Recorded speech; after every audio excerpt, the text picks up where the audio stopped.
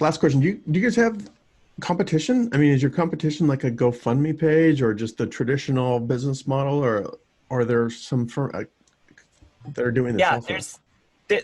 there's a lot of competition at this point. There wasn't 7 years ago. Now there is. We kind of Uh-huh. categorized it in three buckets. There's the kind of vertical specific competitors. That's Patreon for podcasts, Patreon No, for video, Patreon for X. Now it's kind of it's become a thing. you become a verb, yeah, Yeah. or Um, yeah. yeah, whatever. Uh-huh. So that's one kind of category, and there's a whole bunch of those folks. None of them are really exactly like one-to-one competitors, but they're trying to get creators paid. So Sure. in essence, it's competition. Then there's a second category, which is just international copycats. That's the Patreon of France, the Patreon of Germany, Mm. the Patreon of Hmm. Brazil, the Patreon of Japan, etc. And then the third category is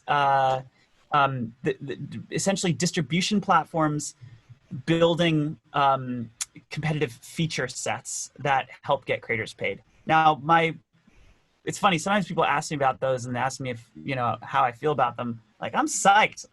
I couldn't be more pumped that YouTube is finally building some monetization tools into the site. Like, it still makes me sick that like creators can get millions of views and make a few $100. Like, that is a Hmm. broken system, and YouTube needs to fix it, and they are now. So that's great. And Facebook's working on that too, and Twitch has got some great things going. And that's kind of a third category of competitor, is these distribution platforms building vertical specific feature sets into their platforms. Oh, sorry, Got it. building monetization feature sets Yeah. into them.